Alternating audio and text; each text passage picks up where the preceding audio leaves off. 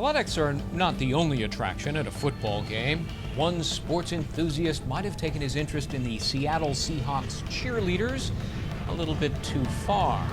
A couple of Seagal cheerleaders, as they're known, squawked when they spotted a camera lens hidden in a bathroom light fixture.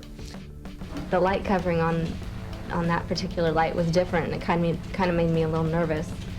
And so she stood up and looked in there and said, "There's a camera in there." Cheerleader Kimberly Berg had a right to be nervous. Randall Palmer, an electrician at the stadium where she worked, was allegedly trying to spy on her. Well, an investigation led to the dismissal of Seattle Kingdome Stadium electrician Randall Palmer. But in Washington State, believe it or not, your private parts in public may not be as protected as you think. There is no law against secretly videotaping somebody. So as Beth Karras reports, the Peeping Tom has been charged with criminal trespass. You get the sense that John Downey, who kind of leapt in there in a questionable way, is a little bit more savvy perhaps than the prosecutor. John Downey has this interesting background. He practices criminal defense law and some civil law simultaneously in Chicago and Seattle. That's quite something. Certainly is a geographical feat.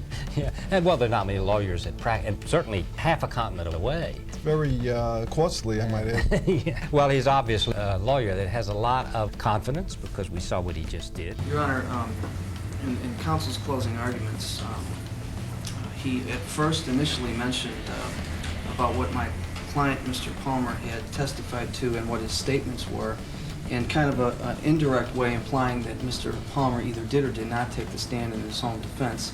Counsel knows it is his constitutional right protected by the United States Constitution where he does not have to take the stand and testify against himself, and should never be used against him, and that is the cardinal rule in a courtroom.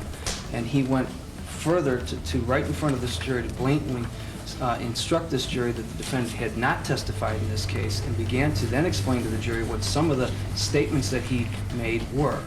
Now, based on that, Your Honor, based on that clear and unethical violation of the rules, we immediately moved for a mistrial and for dismissal with prejudice of this case. John Downey, Yes. You think it ought to be a crime. I know that you defended this case vigorously. You did a great job. Maybe there'll be a retrial, maybe not. But you think it ought to be a crime? Well, I mean, you have to look at the circumstances. Many times the nightly news videotapes people in compromising situations against their will, knowing they're actually aggravating people doing it. And if we were to start legislating against that type of conduct, the real question is, where do you draw the line? Because your First Amendment rights to free speech are going to be invaded. Mr. Palmer's situation, obviously, no one, even Mr. Palmer admitted to it. He suffered the consequences, lost his job, was fired, lost his pension benefits, and his family was humiliated.